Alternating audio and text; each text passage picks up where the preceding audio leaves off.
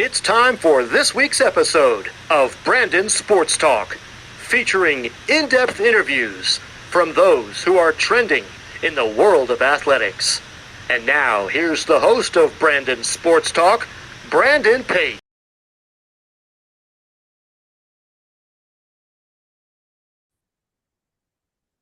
Welcome back to Brandon Sports Talk. In today's episode, I have the privilege of interviewing the Dillard Blue Devils assistant softball coach, Coach Brittany Ensley. How are you doing today? I'm doing well. How are you? Thank you for having me. I'm doing good. Can you talk about how you knew that you want to get started in coaching in college softball? Yeah, so it honestly kind of started in high school. I was kind of just ready to kind of take that next step, but ultimately I wanted to play first and continue to play. And then after playing 6 years of college ball, I was like definitely kind of solidified, whatnot. But I kind of was a player coach on the field, and it just kind of kept taking over and taking over. And every coach I had was pretty much like, you need to coach, you should coach. And then I sat down, kind of weighed out the pros and cons, and I was like, I can't give up softball. So coaching's kind of where it's at. What was that experience like going to college and playing collegiate softball? Oh, it was awesome. My first year was a kind of a tough experience, a little rough experience. I went far away from home, went to Iowa from Oregon, turned around, came right back. That was before the transfer portal was huge. So, I kind of had to do things like the old fashioned way. And then I ended up playing travel ball again because I was still young enough, and ended up getting an opportunity to go play JUCO ball at Chemeketa Community College in Salem, Oregon, and really just was like, okay, I kind of love the game again. And from there, I went on from Oregon back to Tennessee, where I played HBCU ball at a Division II Lane College in Jackson, Tennessee, and it was great. Best experience I want to had. It was my junior year. Then my senior year was COVID, so that kind of stalled real quickly. But it was a great time. Had an amazing time. Loved the coaches, the teammates. Was a new experience, but it was a great experience. From COVID, I moved down to New Orleans, Louisiana, where I'm still currently. Went down to Xavier University where they had started the program. So never had a softball program before of 2020.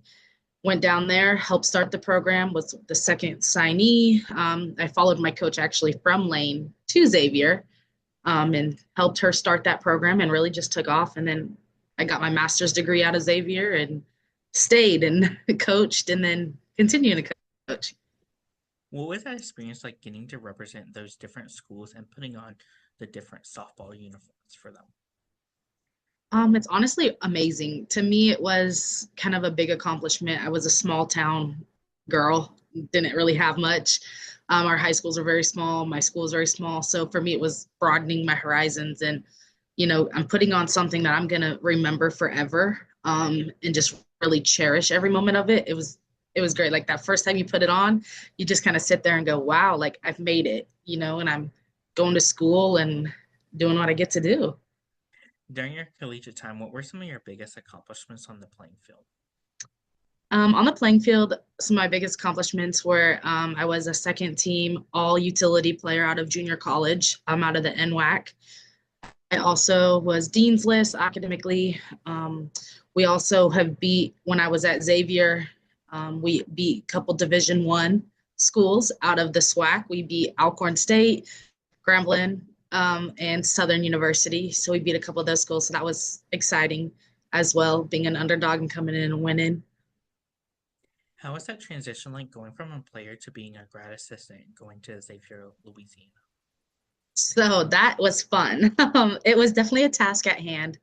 I would say it was definitely not a struggle for me because, one, I was teammates with them, but I was the oldest on the team. I was 22, 23.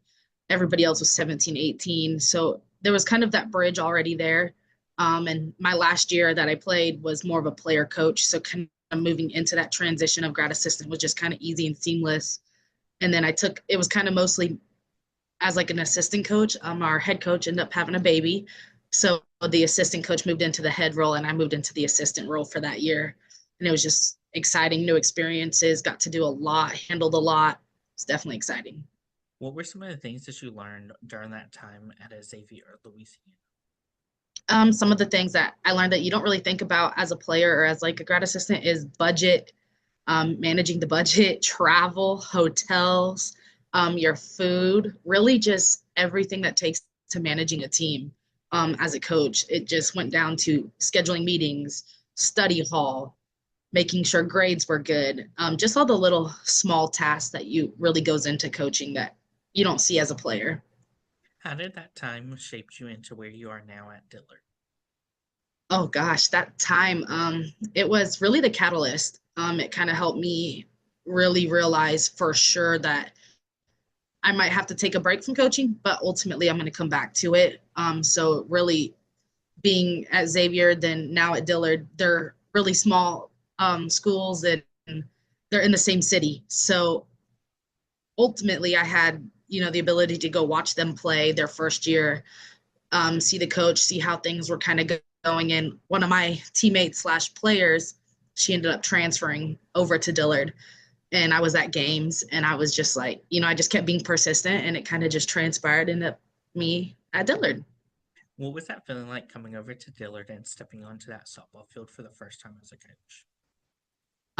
Honestly, it was exciting. However, we haven't played any games other than fall. We had scrimmages. So we haven't really kind of deep dive into like a season, like really stepping on as like this is it, more so like a practice kind of scrimmage situation.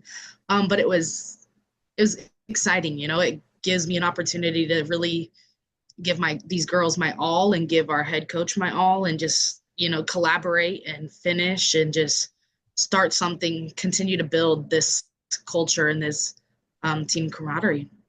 Can you talk about, of course, the culture that you've started to help to build for Dillard? Sorry, can you say that again? Can you talk about, of course, the culture that you've started to help to build for Dillard? Oh, absolutely. So the culture that we've kind of created is we want it to be not faith-based, but faith-based in a sense. We can't obviously force it onto these girls, but we want them to really dive deeper, find faith, become better women. So ultimately, we want to structure it where they come in as young adults, well, they leave as women. Um, Team oriented, family oriented, very much. We have each other. We like to have fun. That's something I kind of bring into this culture as a team is we want the girls to have fun. Yeah, it's business, but we still love the game and we want girls continue to love and grow the game. So we really definitely want to be faith-based, serve our community, really help our community. We work Saints games, kind of serving as that. We're going to start we do Miracle League, which is we go help special needs, play baseball, and it's exciting. I'm going to start having them do this spring is a little bit of going to read books to children, part of giving back to the community. So yeah, we definitely want to be community-based, family-based, team-oriented, and really faith-based and kind of just grow together and, come in as young women. Let's leave as women and better than they come in. Who are some of the teams in your conference that you compete against?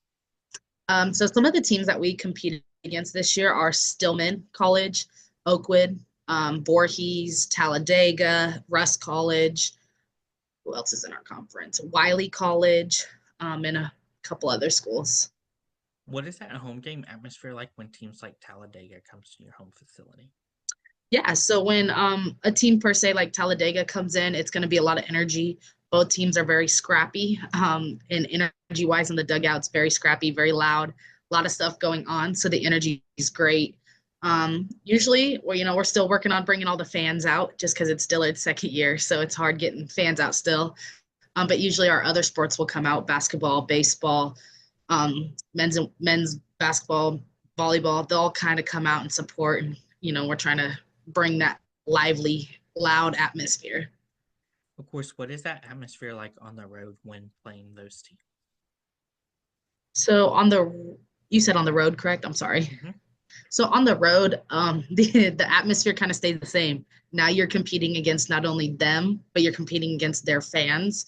And usually their fans it's their other sports teams. It's, those different people, their family, whatever. So it's always loud, kind of like talking back and forth, chirping back and forth, but all great sportsmanship and just electric games. What are some of your game day routines and rituals like as a coach? This is actually funny. So some of my rituals and my routines kind of come from being a player even. For me, I still dress the same, not the same way, obviously I don't put a uniform on, but For instance, like socks and shoes, I'd still do my left than my right. Always. I match whether I'm wearing a black pants and I'll wear either a black or blue top or, whatever. My hair has to be a certain way. Like if we have a big win and my hair was a certain way, my hair is going to be that way for the next game. I always have to have coffee. I'm a coffee fiend. And I also chew gum. I have to chew gum. I don't know. I think it's the nerve thing. But those are some of my routines that I have to do. I also like to walk from our pitching area to the field a couple times and, just kind of swarm around home plate, kind of go back. I kind of pace a little bit as well. For you, what was that feeling like getting to put on that uniform as a coach? Oh, I mean, it's great. It makes you really just feel like, well, I get to give back to these girls. And I like it because it's a challenge. You're not only competing, it's your team versus their team, but you're competing against other coaches. Can I outcoach them? Can I outcall them? Can I, so the wheels are always turning and it's exciting. It's, it's fun. You have your frustrating moments, of course, but ultimately it's just exciting. It's full of energy. I'm just like a little Energizer bunny when it comes to coaching.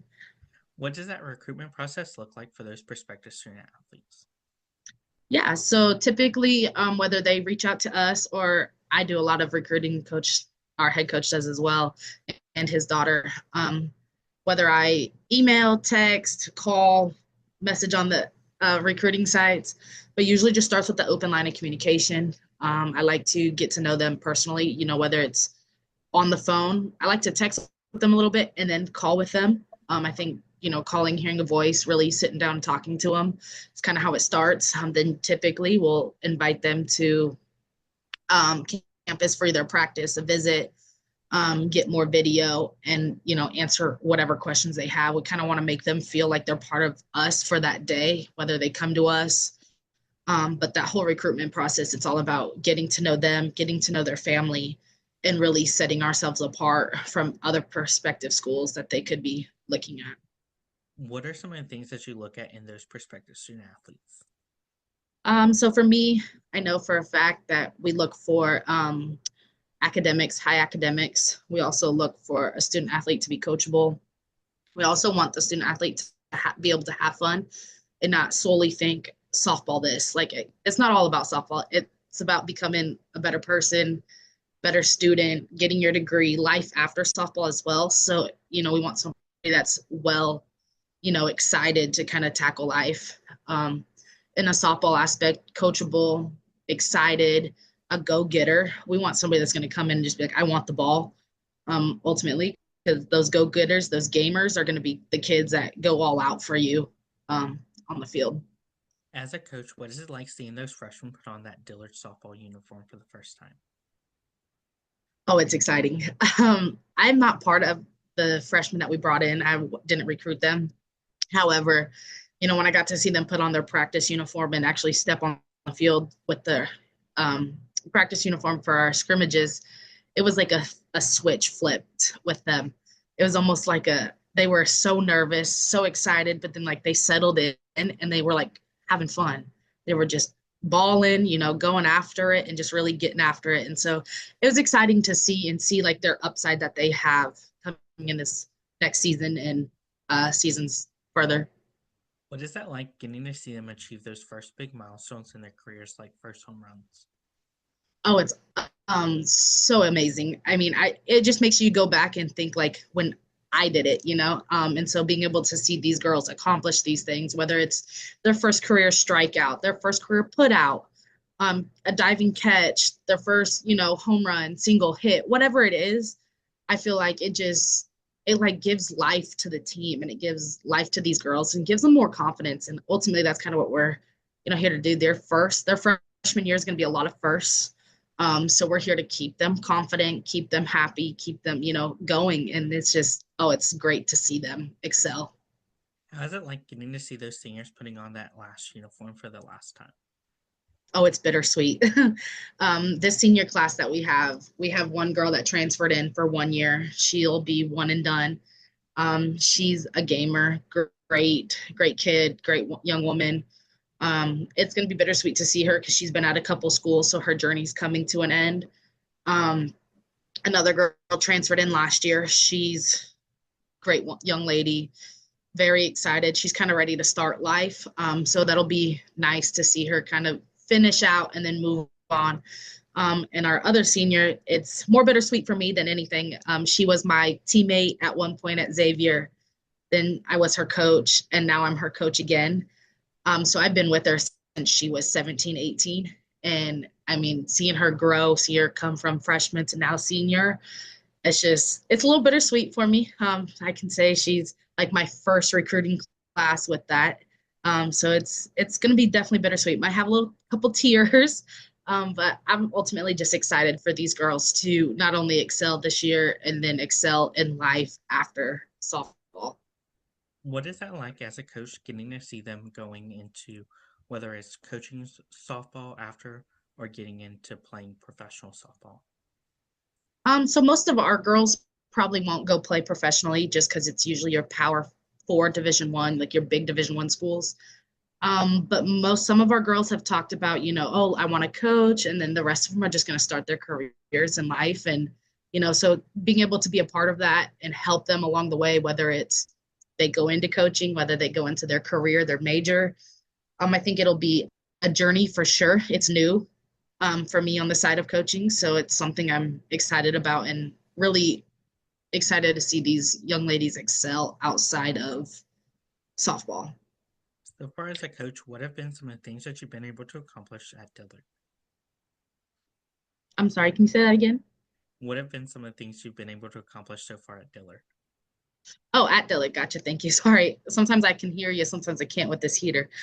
So some of the things we've been able to accomplish so far at Dillard is one, we are doing what we can to have a 30-win season. So that's going to be the first step is we got a good recruiting class in to have us a 30-win season.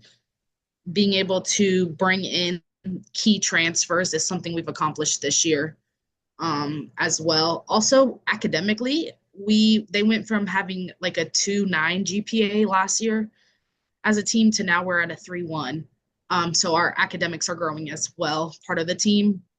Another thing we have accomplished is we are actively trying to build a facility on campus. What are some of your future plans for the program moving forward? Absolutely. So some of our future plans, one, we're going to start this year by hopefully having that 30-win season after coming on there. This is the second year as a program. That 30-win season is something should reach easily and be competitive with. Winning the conference, that is one of our goals as well this year, is winning it outright and then winning our tournament is some of the future plans we definitely have. And then staying consistent with that. Once we can win conference consistently and be consistent, making it to the national tournament and staying up with it and being able to compete every year and in and out and really just take this program from, okay, we started it here and now we've grown it all the way up here and we're just on that road of no looking back. What advice would you give those incoming freshmen entering their first year of college softball? Oh, yes. Some of the advice I would have is don't take things personally. We have kids. Sometimes you have kids that come in being all-stars and they come into a college program and they don't necessarily get the playing time they want. I would just say don't take it personally. Continue to work hard. Be a good teammate. Don't be selfish. That's kind of some of the biggest things. And ultimately enjoy your journey. Because next thing you know, you'll blink and 4 years is over. So I would definitely tell them, they want to be at a place where they can have fun, not be selfish, and just really enjoy their time being a softball player and a student athlete. Their academics come first. So I'd also tell them, make sure you handle all your academics more so before going out to a party or, just being smart that way. But again, 4 years goes by fast. So I definitely want them to enjoy and have fun and kind of stay lighthearted in the whole situation. What advice would you give those juniors transitioning into being rising seniors and leading the program? Yeah, so those juniors and the upperclassmen coming in, I don't honestly would just tell them to be leaders. It's scary as a freshman coming in. So for our upperclassmen, junior, seniors, just be a leader on and off the field, and be there for your teammates, whether they need somebody to talk to, be there, be open to that. Also, as a junior, I would say just be open to change a little bit. Sometimes when you're at that point, you're a junior, you've been there going on 3 years, you kind of don't think of change as something that needs to happen. But sometimes you might have been a third baseman for 3 years, and now, junior year, we need you to go play outfield or go play first. And so I think being open to change would also help them. And then staying on top of their academics, I would say junior year is really when you need to start making a plan, what you want to do outside of softball and what you need to do in order to be successful once you graduate and setting that next milestone in your life. What advice would you give those seniors that have aspirations of playing professional softball? Oh, that's a great question. So those, this is going to sound kind of bad. Those advice I'd give to them that want to, I would say playing is probably not going to happen. Just be upfront and honest. We're not LSU, we're not Oregon, we're not UCLA, not JMU. So I think it kind of comes into that reality of your likelihood of playing professional is not going to be there. But I would encourage them to feel it out. If you want to, go ahead. But I'd also say, maybe look at it into we'll go work for those professional sites, and, whether it's the NPF or Athletes Unlimited, go offer yourself and, go be vulnerable and, at least go on an opportunity if it arises. What advice would you give those players that have aspirations of getting into coaching after playing? I would say I would tell them to start as a grad assistant, go apply, get a master's for free, whether they go to a different school, whether they try to stay on here. I would definitely tell them to start as a grad assistant. Opens so many doors for you.